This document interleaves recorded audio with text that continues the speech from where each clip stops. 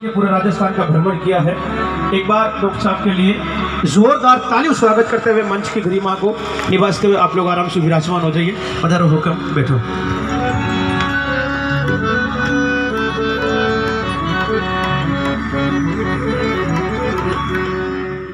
जय माँ करणी।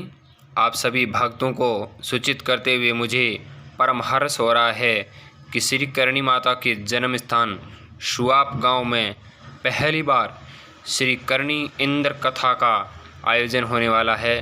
इस कथा के साथ में एक महायज्ञ का आयोजन भी होगा। यह महायज्ञ 2 अप्रैल से 10 अप्रैल तक होगा। यह नवकुंडी यज्ञ 9 दिन तक चलेगा। आप सभी भक्तजन ज़्यादा से ज़्यादा संख्या में पधार कर इस महायज्ञ में अपनी भागीदारी निभावें। अब आप माँ करणी के पावन धाम शाटिका पर सुनिए डॉक्टर करणी भक्त गुलाब सिंह जी को उन्होंने क्या कहा। बहुत ही अच्छी बातें कहीं जो शायद ही आपको कहीं सुनने को मिलेगी। शुरू से लेकर अंत तक सुने। जय माँ करणी। माता जी के शाटिका में मंदिर पर जो कार्यक्रम हो रहा है, पहले मैं तो ट्रस्ट वालों को धन्यवाद दूंगा जिन्होंने इतना बढ़िया कार्यक्रम कराया और बड़े बड़े गायककार यहाँ पधारे। मैं तो कुछ जानता नहीं। देखिए, मैं अलवर का रहने वाला हूँ, जिसमें दूसरे को तो तुम कहते हैं, खुद को हम कहते हैं। हमारे क्या है, दूसरे को तो तुम कहते हैं, खुद को हम कहते हैं। हमारे यहाँ, आपके यहाँ जब जीवने जाता हूँ तो एक आएगा, गरम गरम ले लो साहब, गरम गरम। एक गरम ले ली, फिर तो आएगा बिल्कुल नरम है, नरम। हमारे कहेगा रोटी पड़ी है, खाओ जितनी खा लीजिए, ऐसे हमारे कहते हैं। लेकिन आज माता जी की बात करते हैं। शेषनाग भी कह नहीं सका जिसके थी जीव हजार, और एक जीव से गुलाब कैसे करे इस करनी का बखान। एक जीव से बखान करना मुश्किल है, मैंने देखा है इस बार। करणी जी की लीला न्यारी और देख रही है जनता सारी। करणी जी का 3 अक्षर का नाम है, कलयुग की देवता।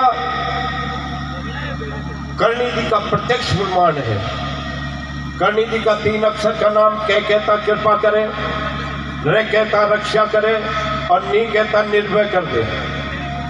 ऐसा 3 अक्षर का नाम है। करणी जी जैसे परवाड़े मैंने नहीं देखे।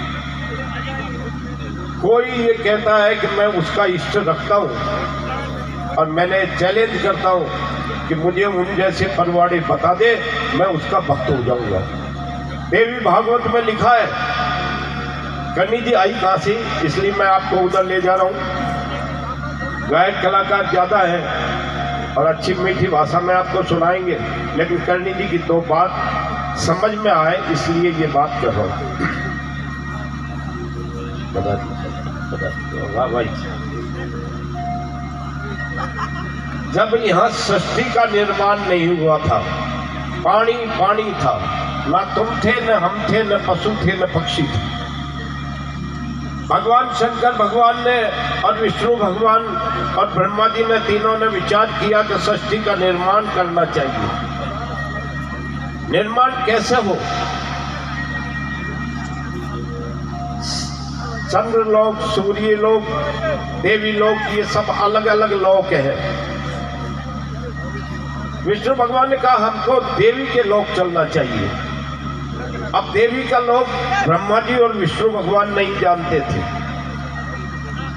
तीनों एक बार तपस्या करने बैठे, ब्रह्मा विष्णु महेश। भगवती विराट रूप में आई। ब्रह्मा जी और विष्णु भगवान तो भाग के, केवल शंकर भगवान अपने समाधि में बैठे रहे। इसलिए शंकर भगवान को देवी का लोक का पता था। तीनों सृष्टि का निर्माण करने के लिए देवी के लोक को जाते हैं। देवी के लोक के बाहर अपना विमान उतारा और देखते रह गए। देवी का लोक इतना सुंदर था। एकदम देवी ने देखा ब्रह्मा विष्णु महेश की तरफ, और देखते ही तीनों स्त्री बन गए, क्योंकि उस देवी के लोक के अंदर पुरुष निषेध था, नहीं जा सकता था। एक दूसरे को देखने लगे, सुंदर आभूषण, हीरे जवाहरात, सुंदर कपड़े पहने हुए तीनों स्त्री बन गए थे। प्रवेश मिला, अंदर गए, इसी का ही व्यवहार करती, क्योंकि वो तो महिला ही थी। 100 साल तक स्त्री बने हुए देवी लोक में ब्रह्मा विष्णु महेश रहे। एक दिन भगवती बैठी हुई थी, विष्णु भगवान ने चरण की तरफ देखा, चरण के नाखून में पूरी षष्ठी उनको दिख गई। ब्रह्मा विष्णु महेश भी दूसरे बैठे थे। तब विष्णु भगवान ने हाथ जोड़ के कहा, मां तुम चराचर जगत की जननी हो, जब हम तीनों नहीं जानते तुम्हारा उद्गम कहां से हुआ है और कौन जान सकेगा। आप हम पर कृपा करें। तब भगवती ने कहा ब्रह्मा जी से कि ब्रह्मा जी सुनो, ये जितने आपके देवता हैं इनमें मैं हूं। अलग अलग नाम से पूजे जाते हैं, कोई किस नाम से पूजता है, किस नाम से, लेकिन उसमें भगवती है। ये बात देवी पुराण में लिखा है कि सब में मैं हूं और मैं ही काम करती हूं। ब्रह्मा जी, जब एक आदमी गिर जाता है और उठा नहीं जाता तो आप क्या कहते हो? सब कहते हैं इसकी शक्ति निकल गई। आज तक किसी ने कहा इसका ब्रह्मा निकल गया या इसका विष्णु निकल गया? सब यही कहेंगे इसकी शक्ति निकल गई। और बहुत से मेरे समाज के लोग बैठे, ईश्वरदास जी ने हरि रस लिखा था और द्वारका में पेश किया। जब रुक्मणी जी बोले, अरे ईश्वरदास जी इसमें शक्ति का तो कहीं वर्णन नहीं किया, उन्होंने कहा भगवान का वर्णन कर दिया, कोई शक्ति बड़ी है भगवान से? तो बोलो उठो, ईश्वरदास जी से उठा नहीं गया। जब शक्ति निकल जाएगी तो कुछ नहीं बचेगा। भगवती ने यही कहा, शेषनाग की शक्ति अगर मैं हटा दूं तो ये पृथ्वी नीचे गिर जाएगी। ज्यादा समय लगे तो बता देना भाई, क्योंकि आपका गाने का मामला है मेरा।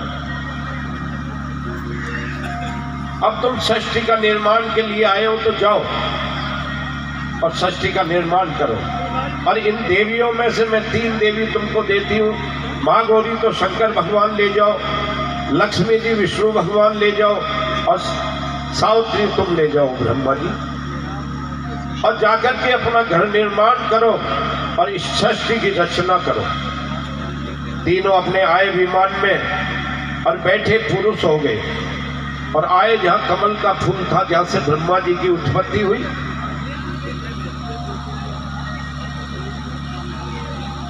उड़ करके चले षष्ठी का निर्माण करने के लिए। ब्रह्मा जी ने प्रयत्न किया लेकिन षष्ठी का निर्माण हुआ नहीं। अपनी शिखा से एक अधोजात शिव उत्पन्न हुए और बड़ी तपस्या करी। शिव जी प्रसन्न हुए और एक दिन शिव जी प्रसन्न होकर के अर्धनारीश्वर रूप बनाकर सामने आ गए ब्रह्मा जी के। आधा नारी का और आधा पुरुष का, और बाएं भाग से नारी को अलग कर दिया। इसीलिए तो बाईं तरफ बैठा थे नारी को। उस दिन से इस नारी जाति की उत्पत्ति हुई। और ये शंकर भगवान ने कहा ये सती होगी और मेरी पत्नी होगी, राजा दक्ष के यहाँ जन्म लेगी। राजा दक्ष नहीं था। ब्रह्मा जी ने फिर तपस्या करी, अपने बाएं भाग से सतरूपा नाम की स्त्री अलग कर दी और दाएं तरफ मनु को उत्पन्न कर दिया और मनु के राजा दक्ष वगैरह हुए। अब सती जी के रूप में राजा दक्ष के यहाँ जन्म ले लिया, जिसको अलग किया था शंकर भगवान ने। बड़ी हो गई शानी सती जी। शादी के लिए स्वयंवर रचा गया। सभी देवता, राक्षस, मुनि सबको बुलाया। ये पर्वत भी देवता है। सारे आए हुए थे, माला हाथ में दे दी राजा दक्ष ने और कहा बेटी इसमें से वर चुन लो। वह शंकर भगवान नहीं थे। सती जी ने माला उठाई, ऊपर की और शिवाय नमः कह के जमीन पर रख दी। राजा दक्ष बड़ा नाराज हो गया कि इतने बड़े योद्धा बैठे हैं, तूने क्या कर डाला। इतने में भगवान शंकर अंतरिक्ष से उतर नीचे आए, उस माला को लिया और अपने ऊपर रख लिया। राजा दक्ष नाराज हो गया। सबने समझाया, ब्रह्मा जी, विष्णु भगवान, ऋषि मुनियों ने, कि भाई अब सती जी ने वर सुन लिया है तो शंकर भगवान को सौंप देनी चाहिए तुम्हारी बच्ची को। और भगवान शंकर मानसरोवर में लेकर के चले जाते।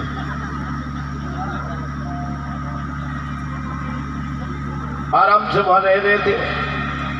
सृष्टि का निर्माण हो गया था। एक दिन भगवान शंकर बड़े खुश हो रहे थे और नाचते हुए यूं जा रहे थे। जब त्रेता युग था, श्री राम जी का जन्म हो गया था। शंकर भगवान ने हाथ जोड़े और हाथ जोड़ के नमन किया तो सती जी कहने लगी, भगवान ब्रह्मा विष्णु महेश से बड़ा कौन है? आपने किसके हाथ जोड़ दिए? ऐसा कौन हो गया? भगवान शंकर ने कहा, नारायण ने जन्म लिया है नर के रूप में। कि ये नारायण है, ये तो पत्नी को ढूंढता फिर रहा है वन में। उन्होंने कहा, देखिए नर के रूप में जन्म लिया है। अभी हमारे बहुत सी देवियां हैं, शोभाबाई सा भी है, लक्ष्मीबाई सा भी है, देवल माँ भी है।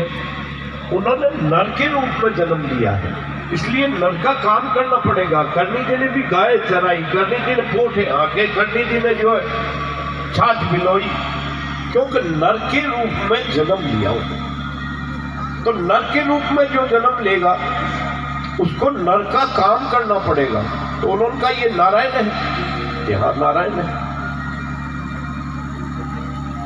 मैं नहीं मानता। जब नारायण होता तो इनको पता होता कि पत्नी कहाँ है।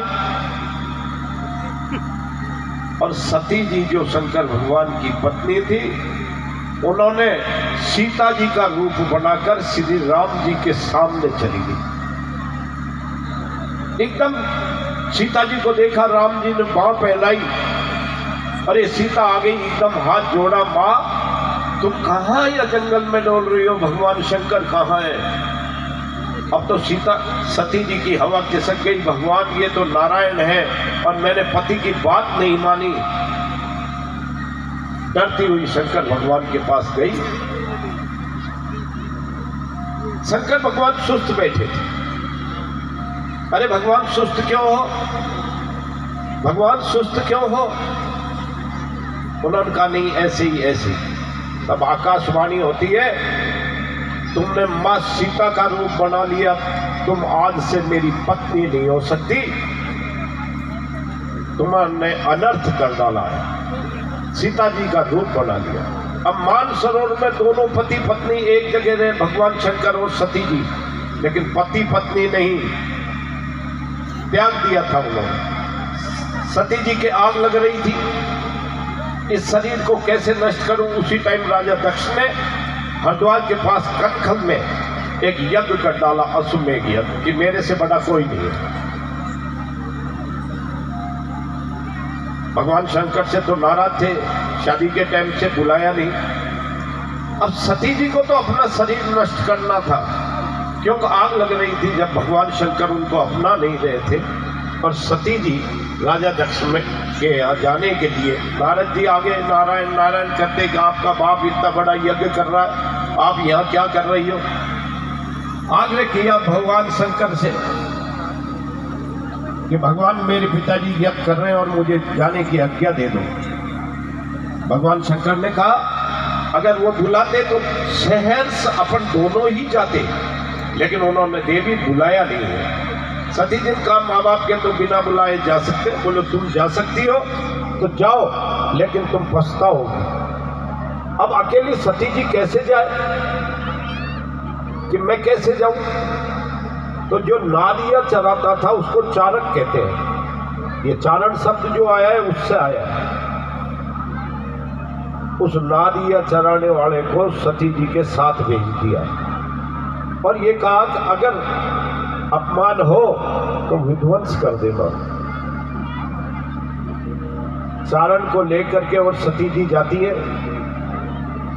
राजा दक्ष ने प्रणाम किया। राजा दक्ष ने कोई जवाब नहीं दिया बाप ने।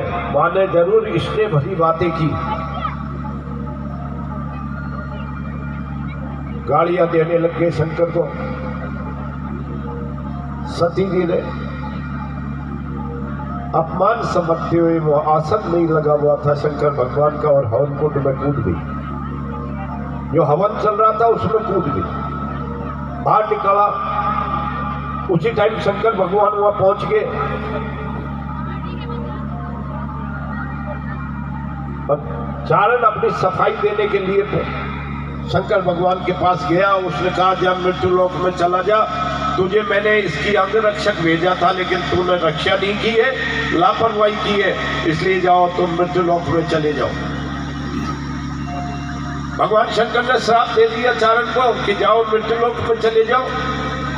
सती जी का शरीर निकाला, पैर पकड़कर चारण रोने लगा, हे माँ मेरी तो कोई गलती नहीं थी, आप कूद जाओगी मुझे पता नहीं था। तब आकाशवाणी होती है कि भगवान शंकर ने जो श्राप दे दिया वो तो तुझे भोगना पड़ेगा, लेकिन जा, जब भी मैं जन्म लूंगी पृथ्वी लोक में तो तेरे कुल में ही जन्म लूंगी। इसीलिए चारणों के 9 लाख शक्तियों के अवतार हुए हैं, जिनको पता नहीं है वो कर ले। जो भी देवी, कोई कहता है मैं त्रिपुर सुंदरी को, साहब वसुंधरा जी तो त्रिपुरा सुंदरी को मानती है। ये मैं आपको अभी बताता हूँ। 84 अवतार करनी जैसे चारणों में हुए, 84 अवतार पूरा मिल जाएगा। डॉक्टर गुलाब सिंह घाटी का, क्योंकि सती जी का दिया हुआ वरदान है। अब उस शरीर को शंकर भगवान ने उठाया और चारे पृथ्वी की ओर ताड़ाव नृत्य करते हुए दौड़ने लगे कि इस सृष्टि का नाश कर दूंगा। जब विष्णु भगवान ने यह सोचा कि ये सृष्टि का नाश कर देगा तो उस शरीर के, सती जी के शरीर के टुकड़े करे। आगे से पैर पकड़ रखे थे, पीछे सिर लटक रहा था, पहला आंख के ऊपर का हिस्सा पड़ा। वो पाकिस्तान में है आज। हिंगड़ू भरी होने के कारण हिंगलाज माता कहलाई, नैन गिरे नैना देवी कहलाई, जीव गिरी जीव माता जी ज्वाला जी कहलाई, कान गिरे कांडला जी कहलाई, स्तन गिरे वैष्णो देवी कहलाई, योनि गिरी कामाख्या, पैर गिरे पेनाक्षी। ऐसे 51 टुकड़े हुए, 51 शक्तिपीठ बन गए। आज हमारे 51 शक्तिपीठ है। वो शरीर जी, सती जी के शरीर के जहाँ जहाँ टुकड़े, जहाँ जहाँ आभूषण गिरे। अब कोई कहता है त्रिपुरा सुंदरी को मानता हूँ मैं। त्रिपुरा सुंदरी क्या है? वहाँ तो घुंघरू गिरे थे भाई। हमारे राजस्थान में 2 शक्तिपीठ है, आप लोगों को क्या, मेरे को ही पता नहीं था। पहला पुष्कर में है गायत्री का स्थान, वहां ये हाथ की कलाई गिरी थी। थोड़ा सा तुम दूसरा अंबाजी है विराटनगर में।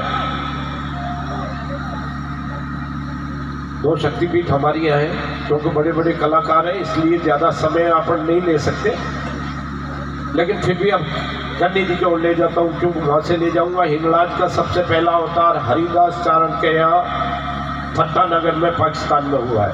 हिंगलाज का आप कई जो नहीं जानते वो कहते हैं आवड़ जी का, हिंगलाज के बाद आवड़ जी का अवतार। आवड़ जी तो बहुत पीछे हुए, उससे पहले बांकड़ जी हो गए, हिंगलाज का अवतार हो गया। बहुत अवतार हुए आवड़ जी से पहले। चलो डायरेक्ट करनी जी के आते हैं। देखिए आज इस युग में, और आपने देखा होगा, मैं जयपुर से तन्नौर तक दंडवत यात्रा करते गया। सोचा भी नहीं था कि ऐसा होगा। 1230 किलोमीटर गया, मेरे खरोच तक नहीं आई। 2 साल नंगे पैर रहा, मेरे कांटा भी नहीं चुका। 2 दिन से मेरे बुखार हो गया, मैं आ नहीं सकता था। वकील साहब अध्यक्ष जी का प्रेम होने के कारण मैं आया। अभी भी मुझसे बैठा नहीं जा रहा था, लेकिन आपके दर्शन होने थे। मुझसे एक बात पूछी किसी ने, पत्रकार बहुत आते थे, कि करणी जी के क्या चमत्कार है। मैंने कि कहाँ से बताऊं? बोलो सूर्य से बता दो। तो मैंने कि जन्म हुआ जो 21 महीने में हुआ, लोगों का जन्म 9 साल 9 महीने में होता है सबका, लेकिन करणी जी के 21 महीने गर्भ में रहे। बाद में जब शरीर छोड़ा तो सब यहाँ आए हैं। उनका शरीर राम जी का, कृष्ण का, सबका शरीर यहाँ रहा है। कर्णी जी का शरीर ज्योति बनकर ऊपर उड़ गया। ये शुरू से और आखिरी का पर्चा है भैया। कर्णी जी का नाम क्यों पड़ा? कर्णी जी का नाम ही काम करने के लिए पड़ा। जब बुआ आई हुई थी, बुआ ने ठोला दिया, उनका हाथ मुड़ गया और फिर बुआ निला रही थी। एक बार आई तब हाथ ठीक हो गया, तो हाथ ठीक करने के कारण रिद्धूबाई नाम था उनका, कर्णी जी नाम पड़ गया। ऐसे अद्भुत चमत्कार माता जी के रहे। अभी मैं जब दंडवत दे रहा था, एक आया 7 साल से हाथ मोड़ा हुआ था। हाथ मोड़ा हुआ था, मुझसे आकर के कहने लगा 7 साल से 12 बजे मेरे से मिलना बड़ा मुश्किल हो जाता था। रथ में चढ़ाते थे, इतनी भीड़ होती थी, 30-30 हजार आदमी कन्नौट में थे। बेगराज में 35-40 हजार आदमी थे। मैं अंदर जाता 12 बजे रात को पेशाब करने उठा तो वो खड़ा बाहर, मेरा हाथ मोड़ा हुआ है। भाई मैं क्या करूं कि लोग ये कहते हैं 5 परकम्मा देने से ठीक हो जाता है। मैं माफी चाहूंगा वैसे, लेकिन वो आपको वो चमत्कार बता रहा हूं जो आप सुन भी नहीं सकेंगे, सुना भी नहीं होगा। मैंने कहा हाथ जो है, मैं तो क्या करूं कि साहब 5 परकम्मा देने से ठीक हो जाता है। तो मैंने कि 5 परकम्मा दे ले, लेकिन मैं तुझे एक बात बताता हूं, तू जाके कर्णी जी से ये कह दे बुआ जी का हाथ ठीक कर दिया, मेरा क्यों नहीं कर देते? जब बुआ जी का ठीक कर दिया तो मेरा भी कर दो। ये बात जोत के आगे उसने कहा। दूसरे दिन हाथ सीधा हो गया। पत्रकारों ने बहुत बड़े बड़े अखबारों में छापा। दुर्जन सिंह जी एक दिखता नहीं था, 15 साल से अंधे हैं, वो भी रात को आए। मैंने कहा दुर्जन सिंह जी हम क्या कर सकते हैं, लेकिन कर्णी जी से आज ये कह दो पन्ना सुतार के आंख दे दी, मुझे क्यों नहीं दे देते? और सुबह को दिखने लग गया, सैकड़ों को दिखने लगा। 150 पे गूंगे बहरे बोलने लगे। 200 के बच्चे हो गए। 15-15 साल से 10 साल से बच्चे नहीं होते थे। 5 दिन परकम्मा देते, 5 दिन झाड़ू लगाते, उनके बच्चे हो गए। ऐसे अद्भुत चमत्कार। सबसे पहला तो ये चमत्कार था कि घी डालते थे और कर्णी जी रथ पे आ जाती थी संभली के रूप में। 2 साल में एक दिन भी मिस नहीं हुआ। ये अद्भुत चमत्कार था, दुनिया देखने आती थी। गजेंद्र जी सेंट्रल मिनिस्टर, कोई डीजी, कोई आईजी, ये रोज आकर के माटी में बैठे रहते थे कि माता जी आएगी, और माता जी तुरंत आ जाती थी, घी डालती। ये अद्भुत चमत्कार था। तो कर्णी जी के अद्भुत चमत्कारों का बखान करना मुश्किल है। 1-2 बताता हूँ, क्यों पूरी किताब ये तो